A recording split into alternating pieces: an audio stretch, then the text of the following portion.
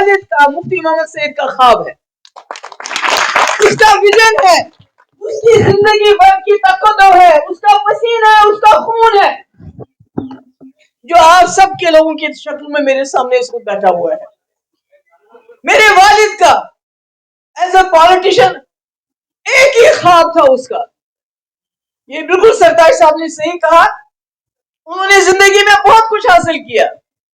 شاید ہی جموں کشمیر کا کوئی کشمیری مسلمان اس ملک کا ہوم منسٹر بن سکتا ہے جو مفتی صاحب نے بن کے دکھا دیا. کوئی نہیں ہو سکتا دوسرا, آج کل کے حالات میں بالکل نہیں ہو سکتا ہے.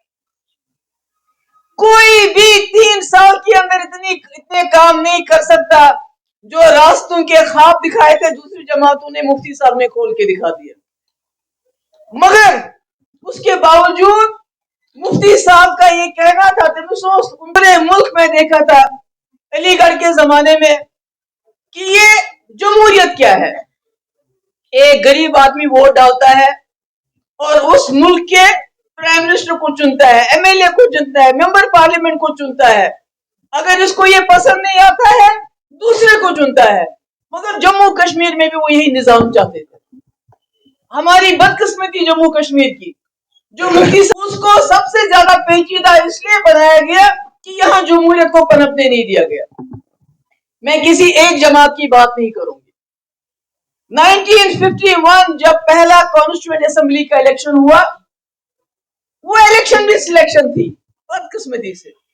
اس میں بھی ایک ہی طرح کے لوگ اسمبلی میں آ گئے جو حزب اختلاف تھے, جن کو اختلاف تھا اس وقت کی رولنگ پارٹی جو بنی, چاہے وہ کشمیر میں تھے چاہے جموں میں تھے, ان کو اسمبلی میں پہنچنے نہیں دیا. یہ شروعات ہو گئی جموں کشمیر کے جو آپ کہیے ٹوٹی پھوٹی جمہوریت کی. کہ جو یہاں سب سے زیادہ اپوز کرتے تھے, جو علیحدگی کا نعرہ لگاتے تھے, وہ اب مین اسٹریم میں آ گئے ہیں. اس لیے اب الیکشن کو مینیپولیٹ کرنے کی ضرورت نہیں ہے, ادروائز ہمیشہ الیکشن مینیپولیٹ ہوتے تھے. مگر اس کے بعد الیکشنوں کا کیا ہوا مجھے بتانے کی ضرورت نہیں. مگر مفتی صاحب کوشش کرتے رہے کہ ایک متبادل میں کھڑا کرو. اس لیے کانگریس میں گئے, کیونکہ نیشنل کانفرنس اور کانگریس ان کو گندی نالی کا کیڑا کہا گیا. سوشل بائیکاٹ ہوا مگر وہ ڈٹے رہے.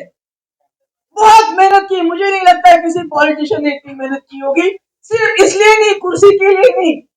کرسی تو انہوں نے میرے خیال میں شاید مشکل سے 27 سال کی عمر میں, جب وہ صادق صاحب کی دکان بند کر کے چلا جاتا ہے, دبان جاب میں نہیں کھپیچوں گا کچھ بھی. مفتی صاحب کی کوشش یہ تھی میں متبادل. اور اس کے بعد زندگی بھر محنت کر کے کانگریس کو انہوں نے اس جگہ پہنچایا.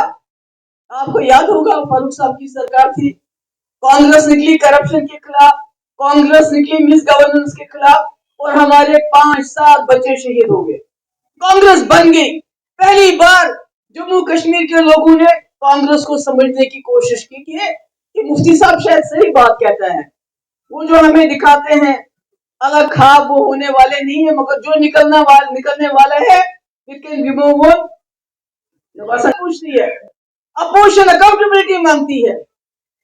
مجھے مفتی صاحب نے بتایا کہ جب شیخ صاحب 22 سال کے بعد واپس آئے 75 میں, انہوں نے سرکار سنبھالی, اس کے بعد الیکشن بھی ہوئے, پھر سرکار سنبھالی, تو مفتی صاحب جیسے ان کی عادت کرپشن کے خلاف بولتے تھے, مس گورننس کے خلاف بولتے تھے. تو اندرا جی نے ایک بار مفتی صاحب کو فون کیا, مفتی جی اب شیخ صاحب کو کیوں ستاتے ہو, ان کی مخالفت کیوں کرتے ہو, اب تو یہ قومی لہلنگر میں آ گئے ہیں, اب تو یہ مین اسٹریم میں واپس آ گئے ہیں, آپ ان کو کیوں کام نہیں کرنے دیتے ہو.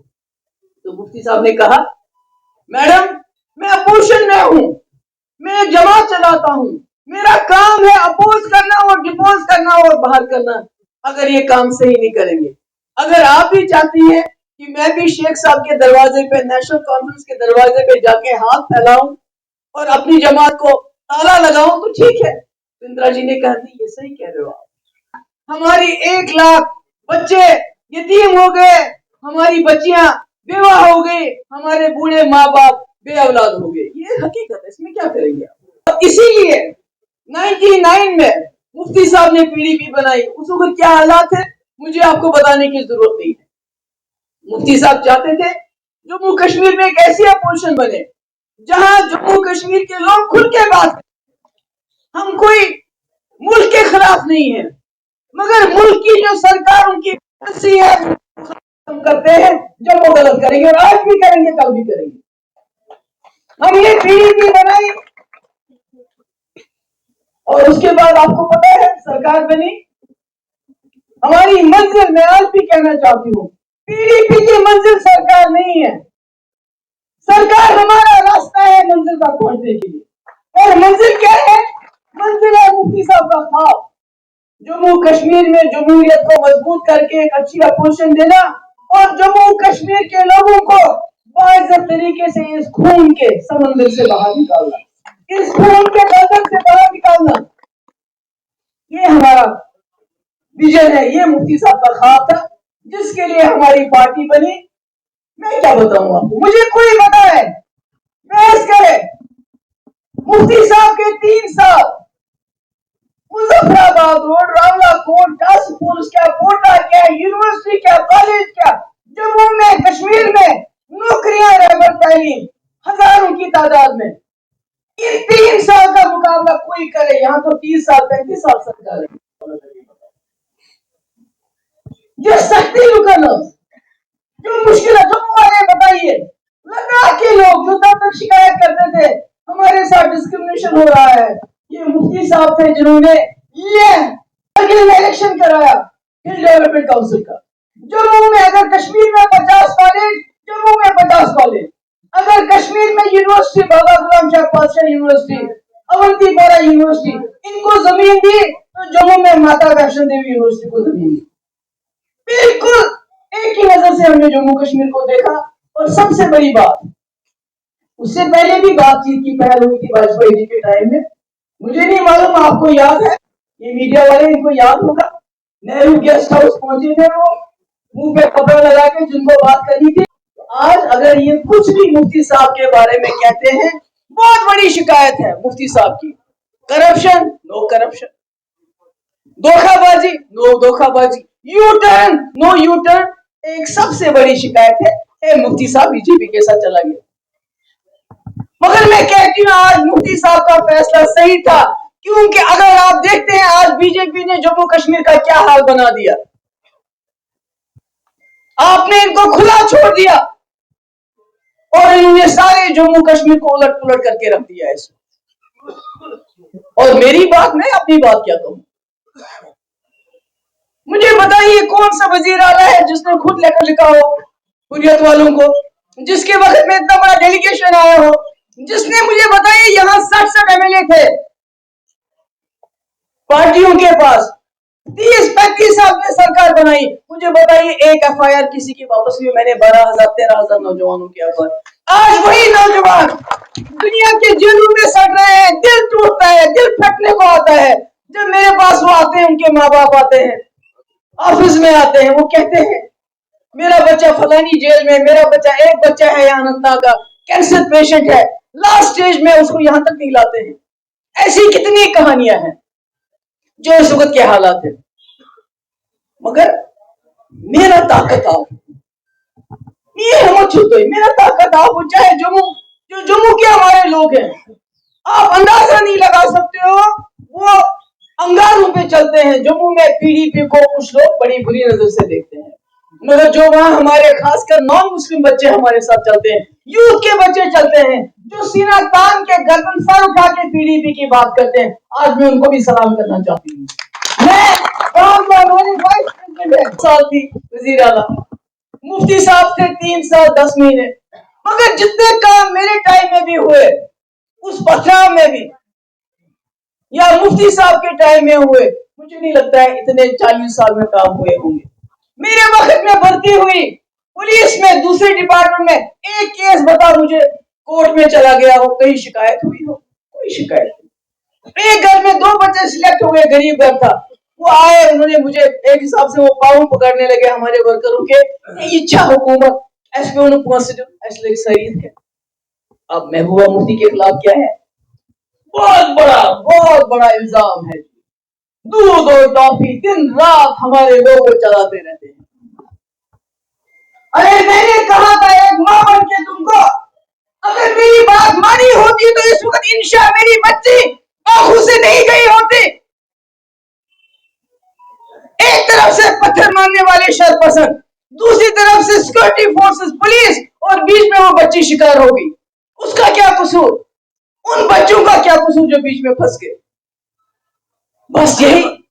اب جتنا پروپاگنڈا اگر اپوزیشن پارٹی کرے، میں سمجھتی ہوں نیشنل کانفرنس ہمارے اپوزیشن ہے، مگر اس سے زیادہ پروپاگنڈا آر ایس ایس اور بی جے پی والے کرتے ہیں. جی انہوں نے بی جے پی کے ساتھ ہاتھ ملایا، آر ایس ایس والے ہی کہتے ہیں، کشمیر میں کہتے ہیں، جموں میں نہیں کہتے. اس لیے میں آپ سے، میرا جو ورکر ہے، آپ کو سر اٹھا کے بات کرنی چاہیے. ایسے کھزاں ان کے چھالے پڑ جاتے تھے. میں نے کیمپوں سے بچوں کو نکالا ہے. میں نے تب بچوں کو ہسپتال میں دیکھا ہے جب ان کی ٹانگوں کے بیچ میں سٹو جلایا جاتا تھا. میں نے کیا نہیں دیکھا ہے. اور آج آپ کو دودھ ٹافی بول کے ڈراتے ہو، ڈرو مت. میں نے صحیح بات کہی تھی. میں نے یہاں کے ماں باپ کو کہا تھا اپنے بچوں کو اندر رکھو، ان کو باہر مت بھیجو. بھیجو گے تو خدا نہ خواستہ وہی ہوگا جو بیچاری انشا کا حال ہو گیا. وہی ہوا. آج یہ جو دودھ ٹافی کہتے ہیں، ان کو پتا ہے وہ بچے کون ہیں کیا؟ ان کو، ہاں مجھے پتا ہے الیکشن میں شاید ہو سکتا ہے ان کو نکالیں گے اپنے ساتھ دکھانے کے لیے، مگر آج تک انہوں نے ان کا نام لیا. میں نے بلایا چیف منسٹر ان کو، جتنے میرے پاس آئے میں نے ان کو نوکریاں دی، جتنے بھی میرے پاس آئے. انشا کے لیے میں نے ایجنسی کی، مگر آج کی سرکار ابھی تک وہ وہیں کا وہیں کام رکا، جہاں میں نے چھوڑا وہیں چھوڑ دیا. اور آدھا درجن سے زیادہ جیل میں سڑ رہے ہیں اس وقت. میں نے انصاف کیا اپنے وقت میں. یہاں ہماری بچیاں ہوتی تھی تو وہ اس گاڑیوں میں بیٹھتے تھے تو ان کو مشکل ہوتی تھی. میں نے ان کے لیے الگ بس سروس کی، مجھے پتا ہے.